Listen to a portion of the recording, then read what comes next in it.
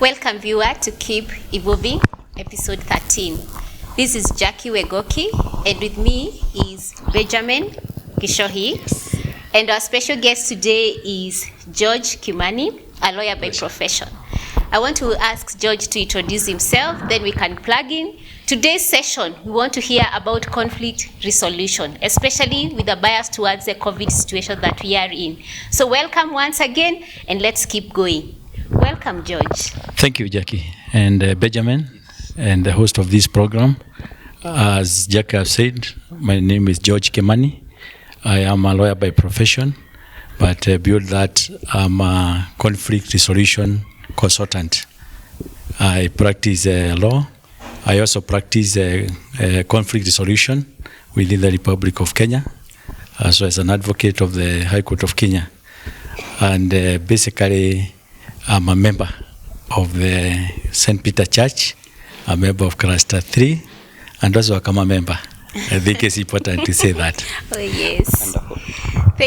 Thank you, George. Welcome once again. Thank you. So as we start, we'll start by asking, when we think about conflict, and in this case, we are thinking about law, what is your perspective about conflict and conflict resolution? So you can tell us a bit about what conflict comes out as in the case of law, yes. And in addition to that, what you mean now to bring in the aspect of conflict resolution.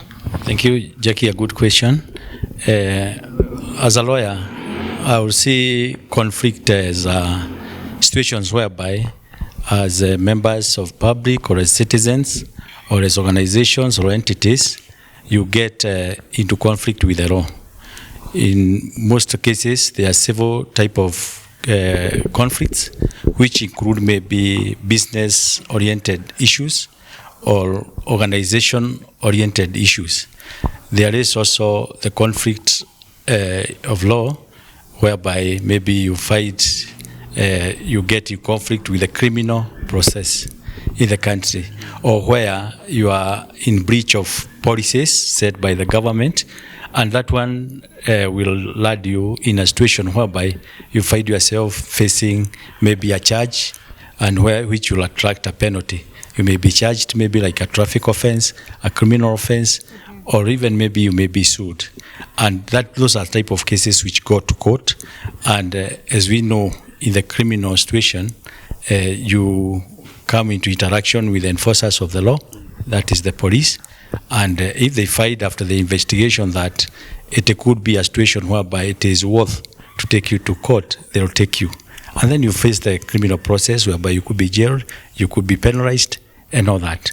Then there is the other conflict, maybe business-oriented, whereby maybe it's a situation whereby there's commercial dispute or maybe organizational disputes. And these ones, you find yourself maybe going through litigation. Litigation is the court process, and that's what we can see as lawyers. There are also maybe family-oriented type of disputes, whereby maybe it's about inheritance, succession, or even children matters, children upkeep, and all that. Those ones also you find yourself in court. But beyond that, there are other type of conflicts which you get into and which do not go to courts. And maybe those are the disputes which maybe you'll be talking too much about today, as opposed to the litigation and the criminal processes whereby people find themselves in problem. And it will be important maybe to define what is a conflict. Yes, sure. A conflict is a competing interest. When people reside together, or when people are in an organization, or maybe in a community, or an organized group, because of their different perception of views, of issues, because of their interests, there are about to be conflicts, the way people see things, the way people do things, the way people approach issues, and even the way people relate. Also, as you know, emotionally people are different, and the way they react is different. And that one is bound to bring some form of conflicts. Some conflicts could be conciliable, the others which are not conciliable. The conciliable ones, people try to discuss them, and when they get a solution, they move on. The others which need a third party to come in. That third party could be a court, that third party could be a mediator, that third party could be an arbitrator, or that third party could be a leadership in an organization which is going to oversee it. So there are different type of conflicts. Wow, thank you very much. A very comprehensive answer. And we talked about the COVID situation. Yes. Both as a lawyer and as a consultant, what are some of the conflicts that you have been anticipating or seeing within this period? Thank you, Benjamin. COVID situation is a thing which has caught the world unawares, and it is a thing which have sent everybody into a situation whereby you tend to realize yourself and to seek identity, because this situation is whereby people they were used to the normal, and now the situation which is there is really not very normal. So conflicts are about to happen at different levels in our setup, particularly this time. And as you can attest, all of us can attest, people have are not going through their normal duties. Like the people who normally work, they are not working. People who school, they are not schooling. People who are in colleges, they are not in college. Neighbors who used to be separate as they go their ordinary businesses, they are not doing them. So they're about to be that interaction. At the family level, families are together. If it's a family, the children are there. If it's a family which is mother, father, they are there. Husband, wife, they are there, and their children. If it's a single homes, the parents is there, the children are there. The perception of these people is different. The sharing of resources is different, and there will be going to be that competition. Also, as you know, people have not stayed together in the normal situation because everybody is busy doing their own things. Mm-hmm. But now people are finding themselves or have found themselves together more often than not. Mm-hmm. And people are trying to discover and to understand each other. Mm. And in the process, in this situation, the conflicts are going to be there. New policies also are coming up. Like you can see, all of us were putting on masks before we removed, because at least you are keeping the social distance. Yes. And these policies, of course, if you are not aware about them, when you step out, you may get yourself into conflict with the law. If there is a new way of doing things. So we are anticipating that there is going to be a different type of conflicts, relational conflicts. There is going to be organizational conflicts. There is also going to be policy conflicts. And also the policy conflicts, as you look at them, there are places where people are not expected to be at a certain time. Yes. Maybe like the restaurants, popularly called the bars. People are not expected to be there. People are not expected to be there at a certain hours. Yeah. So I think these conflicts are going to be there. Also, the emotional type of conflicts because of diminishing resources. Yeah. People have lost jobs, as you know. There are people who have been laid off. And because people maybe were used to plenty, you'll find that the roles and the responsibilities, there's going to be competition, there's going to be dissatisfaction, maybe in the families, and the expectations of families, spouses, individuals, community, they are going to change and dissatisfaction in those areas. So at the end of the day, we are expecting some social conflicts, some economic conflicts, and organizational conflicts, and all these are going to be with us, and it's for us to know how to address them, how to reduce them, and how to live with them. Thank you, George. As you talk about the scarcity of resources, I'm reminded like the way now the schools have gone online, and you'll find every home is becoming a workspace or a study space. So I think that is even one of the areas that has become one of the things that has really changed. That now houses and homes, you have to find your own space. So the parents find, because again, even the office, some people are preferring, instead of having to drive all the way maybe to town to the office and there isn't much activity, I would rather work from home. So everyone is looking for their space, and it's really a season for change, and we are going through all these emotional, physical changes.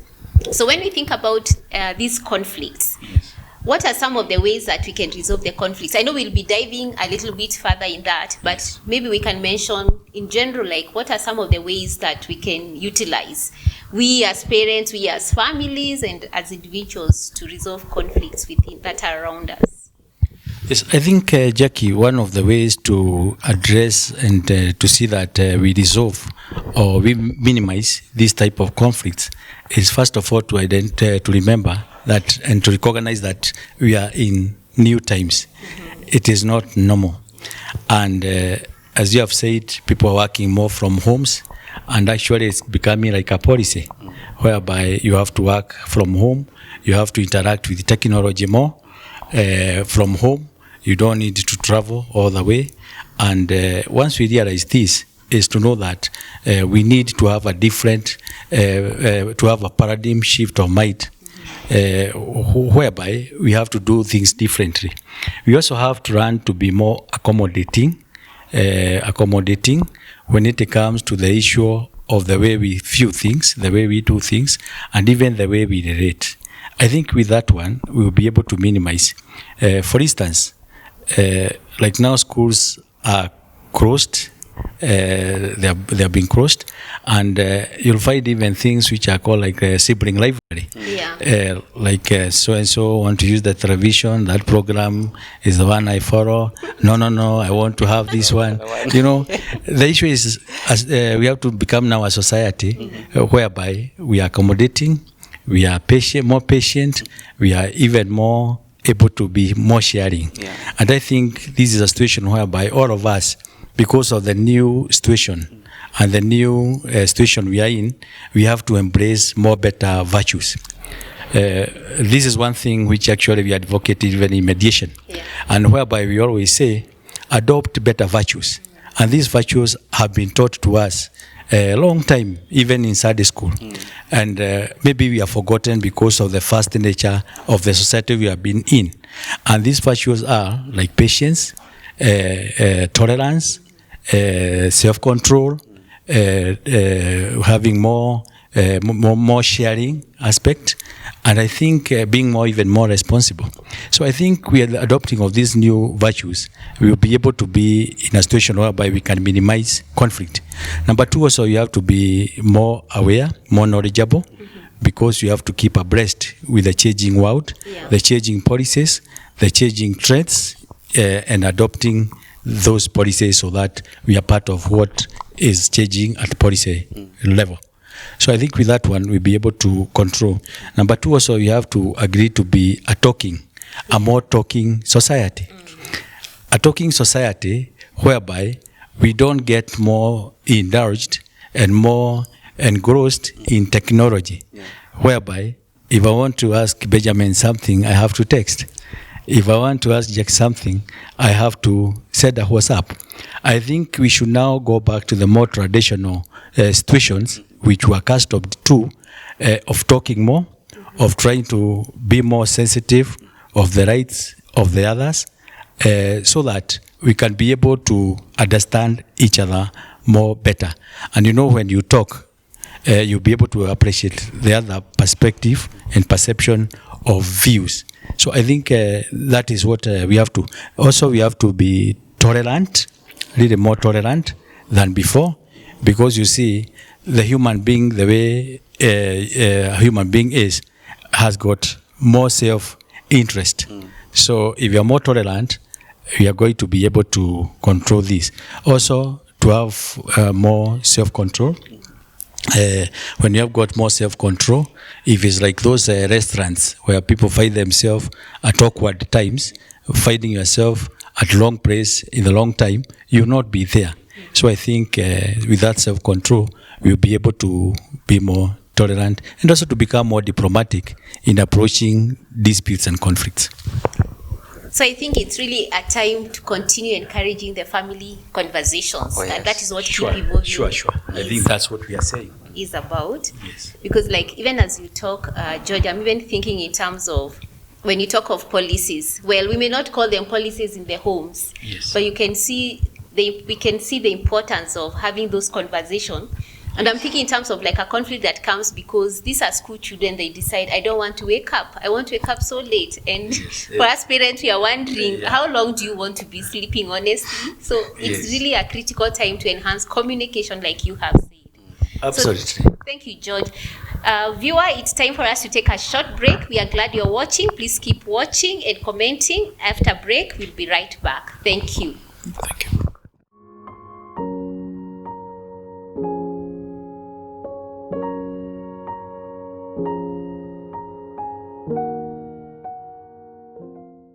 Welcome back. Thank you for staying with us. This is Keep Evolving, and today we are talking about conflict resolution with our guest George Kimani.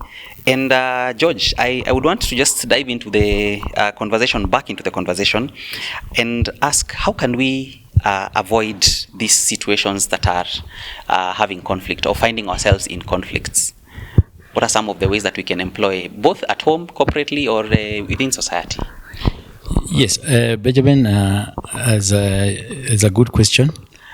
We can try to get not involved in conflicts by the way we perceive and we approach issues.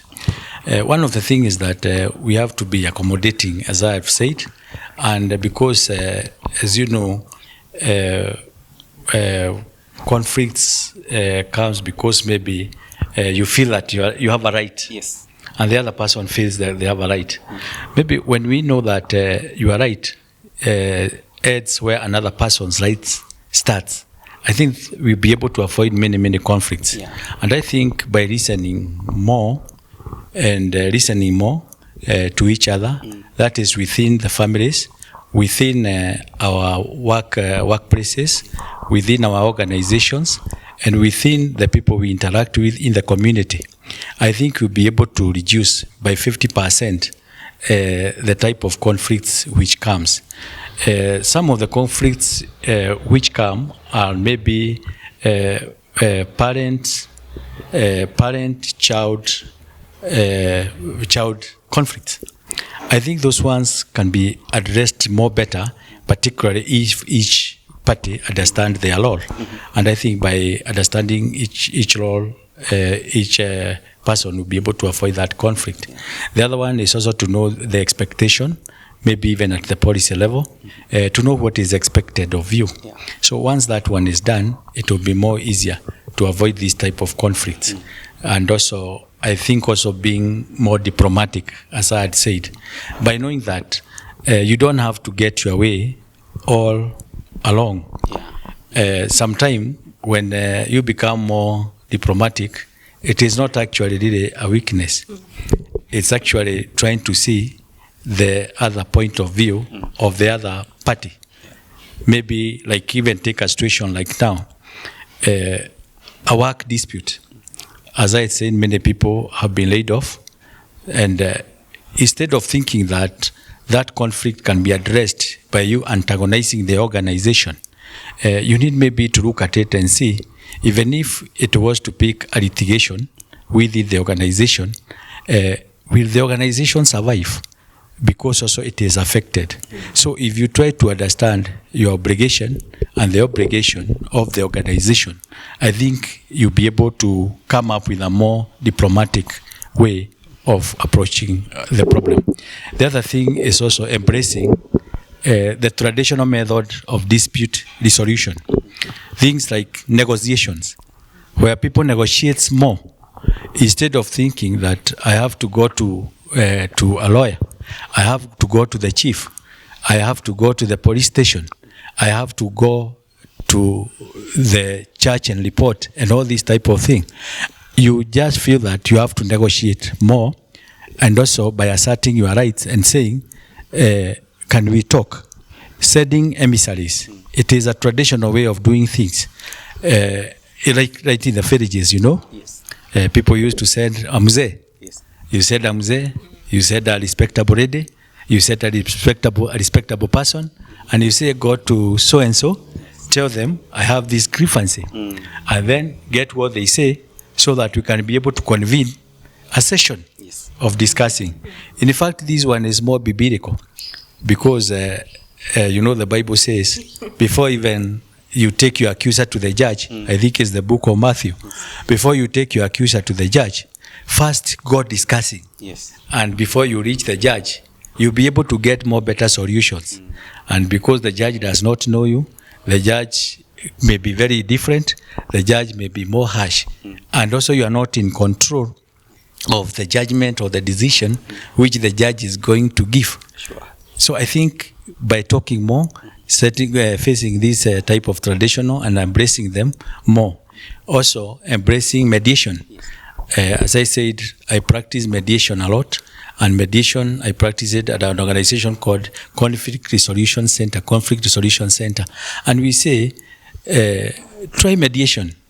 Because if negotiation fails, because negotiations, they are more informal. It's whereby somebody has got your money. Maybe you are a supplier. Let's say like in the case like now, when schools, institutions of education are closed, there are people who are suppliers in those institutions. So you can send an emissary to that organization and say, oh, you have my money. When are you going to pay me? They'll give you a word, as opposed to rushing and deciding that I'm going to court, I am writing a letter, I'm doing all this. But if it fails, if they tell you, oh, you don't know even as you have problems, you go away, then you can try mediation.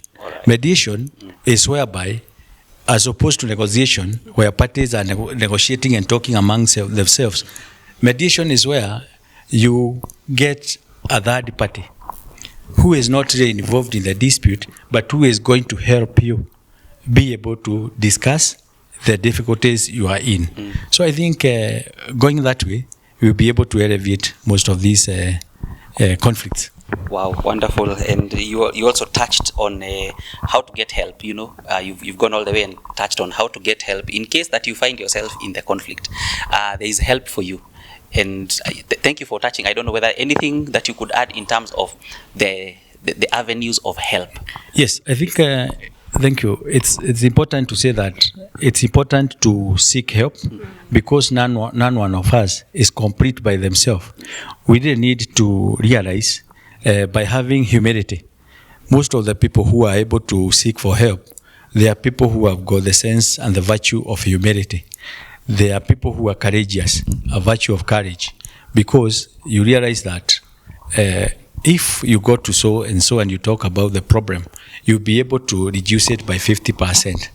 And of course, it's also important to know the areas where you can get help. As youthful people, as parents, as children, we need to recognize the reliable areas of getting help. There are some areas where you may not get it. So I think these areas are there. If it is the mediation, you can be able to use responsibly the technology. You'll be able to see that there is a list of mediators. There are also even responsible people and reliable people. Maybe in the church, like in the leadership of church, counselors, all these type of people, even respected personalities, even within us, in our communities, who can be able to give guidance so that you are able to address these problems. Could it be an emotional type of conflict? You don't die with your problems. There are people who die with their problems, particularly like men. As in Akinageshoi, we don't talk about our problems. What we do, we talk about abstract things. We talk about football. Like now, the sports is not happening. So we have little to talk about. We then talk about politics. Politics currently is not interesting. So for men, they don't talk. They talk about abstract things which are not. But for our sisters, our sisters, they're able to talk things which actually they are able to assist them and which are able to alleviate their problems. I'm just thinking from your perspective as a lawyer, and Thank you for bringing up the different ways that we can use to resolve. And I'm wondering, George, to what extent would you say now, in your view, how much do people utilize the negotiation and mediation, especially in relation now to other ways like coming now to a lawyer because you want this issue resolved? It's very minimal. People really do not address their problems and conflicts and disputes through this avenue of alternative dispute resolution. And I can tell you, it is the best way. It's actually cheaper. It's actually party-owned. You own it because you are able to sit together. You are able to get the solution together. You are actually able to have a person who you can trust. As you know, in the courts, you don't select the judge to whom you are going to. You don't own the opinion or the reasoning of the courts. So the judgment could be harsh, they could be oppressive, they could be expensive. They could even be costly to you by way of paying cost and all that. But this way of talking, it makes it more better. You retain a good neighborhood as a family, like if there's a situation whereby parties are disputing property, maybe inheritance, succession, and all these type of things, marital disputes, you are able to vent out and you're able to talk about your problem. You are even be able to participate and talk to each other and even to be able to address your pains, your expectation, your hopes, and all these type of things, your emotions to the other party. And actually, it makes the other party even see your point of view. And people don't use this. Remember, our Constitution, under Article 59, it actually encourages people to talk together and people to be able to get solutions to their problems. We should be a society of a people who try to look for solution. Unfortunately, you know, we are more critical, we are more, we criticize more, and we are not able to give solution. So we should be able to get solution, and before even we go beyond a situation whereby we have control. So I think we should use it more. Organizations should use it more. And in fact, even churches and the religious sector should be able to encourage it so that they are able to have even dispute resolution sort of forums whereby a person knows if you have a problem, you can be able to address it. Long time people used to have what was called a drop, where you have a box whereby you drop your opinion or you drop your complaint or you drop your fear. Even in churches, you'll find somebody saying, I'm fearing for my life. He drop is there and he put a name. I think with a forum whereby conflict solution can be done, there should be a follow-up about that person. Even calling, finding out what is the problem. If there is a dispute, these organizations can be able to handle them. You know, like now the judiciary is actually not very active because of the COVID situation. So there are so many disputes which are going to follow. And this dispute, I think, should not be left to judiciary alone. They should actually be handled by ourselves in our organization, communities, families, and all these levels. Wow, very comprehensive. Thank you very much. What the one word that is ringing in my mind is the conversations. You keep saying conversations, that we need to be a people who are talking and going back to the things that we left, which is very helpful. Well, before we end this episode, we just want to ask George to give us an overview or a parting shot for the people at home, so that by the end of this, when they look at us, when they see us, they can embrace and remember those things that they used to do that spur them to conversation, especially in tolerance of living around each other. What would be your parting shot? Benjamin, I think what I can say is that conflicts come because maybe there's no structured way of doing things. Because when there is confusion, there's going to be many conflicts. I think as families, we should be able to adjust to the new situation and also to realize that COVID-19 will come and go, but by grace of God, we'll be left as families, we'll be left as individuals, we'll be left as men, we'll be left as women and youth and children. And I think as families, we should adjust to our laws, If it is the man of the house, should be take his position as the head of the family. If it is a single parenthood, the mother or the man of the house should take their position as leaders, and also to know that we have to live together. I think if these issues like of the laws are well defined, like if is the families to meet together to talk more and to be able to define what is supposed to be done at what time, even family timetables, they can work very well.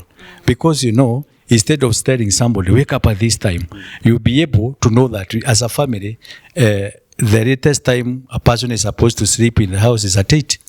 I think everyone will make an effort. And if it's the laws and duties and all this, it can be done. If it is the law, financial laws, we should be able to set them clearly and able to know what is the source of our finances, particularly during these hard times. What can we do with, what can we do without because of the shortages and all this. I think we'll be able to do it more. And finally, I need to say that there is no problem small to be ignored. Any conflict, there is no conflict which is so small to be ignored.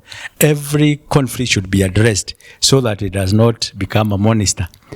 And there is no problem or a conflict which is so big not to be confronted. We should have that courage to confront conflicts so that we get solution. Because by accepting that there is a problem, you face it 50%, and now you start looking for solution. And once we look for solution, we should start at the minimal level. We don't become people who are killing a mosquito with a hammer. We should be able to know this one is to start negotiation. The next level, let's go to mediation.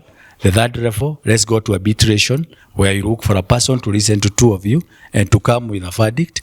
And finally, if the situation has to go further, maybe that's the time you can think of litigation.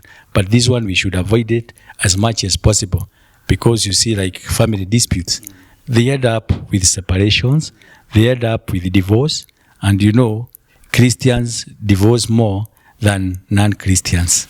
So I think it's a problem, and I think Christians should embrace the virtues, the good virtues, which are actually in the Bible. The virtues of hope. We should have a lot of hope, we should have a lot of faith, and we should actually have a lot of courage, and we should actually seek justice such that you are able to do to the other what you are supposed to do.